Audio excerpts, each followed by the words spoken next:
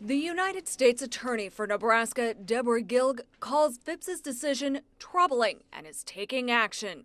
Well, obviously I was concerned about the contents of the letter.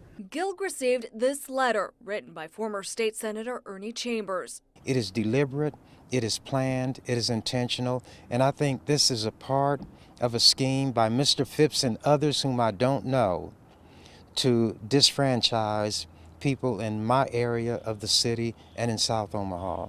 Chambers wrote the letter to Governor Dave Heineman after my interview with the governor about his appointee, Dave Phipps. That's an issue between the Douglas County Board, Douglas County Election Commissioner. He was being somewhat jocular when he was saying that the governor's office has no role to play.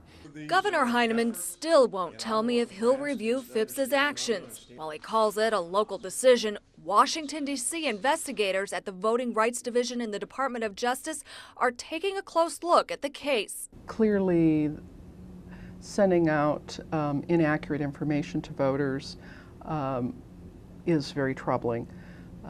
The issue as to whether or not there has been some deliberate acts of disenfranchisement based upon racial classifications is also troubling. U.S. Senator Ben Nelson sent this letter to U.S. Attorney Eric Holder today, asking the Department of Justice to thoroughly investigate on, quote, grounds of possible efforts to suppress or deny citizens their constitutional right to vote under the protections of the Civil Rights Act of 1965. Secretary of State John Gale sent this letter to state senators from Omaha, declining their request for an investigation.